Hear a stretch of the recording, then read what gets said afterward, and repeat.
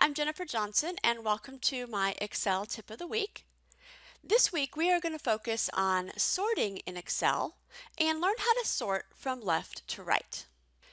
Here in Excel, I have a set of data that is organized by rows and columns.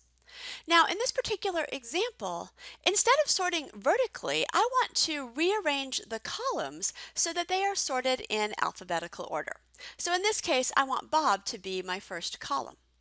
I'm going to go ahead and select the data that I want to sort.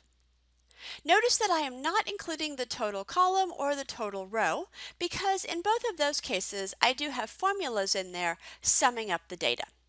So I've selected the data that I do want to sort. I'm going to remain on my Home tab on my ribbon, and I'm going to move over to the right-hand side where I have Sort and Filter. Select the drop-down in Sort and Filter and choose Custom Sort. Once the Custom Sort wizard appears, select the Options button.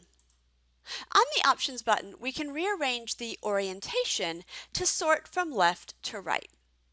I've selected Sort from left to right, and I will select OK.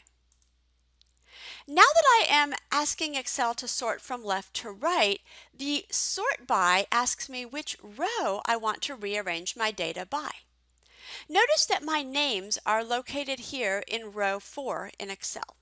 So I'm going to select row 4 as my sort by row. I'm going to sort on the cell values, and in this case, I do want to sort this alphabetically. You can also sort numerically or by a custom list. So we'll sort our data by row 4, sorting A to Z, left to right. I'm going to select OK. And you can see now that my data in Excel has been rearranged and the columns have been organized in alphabetical order. So thanks for joining me on my tip of the week. You've learned how to sort Excel data from left to right.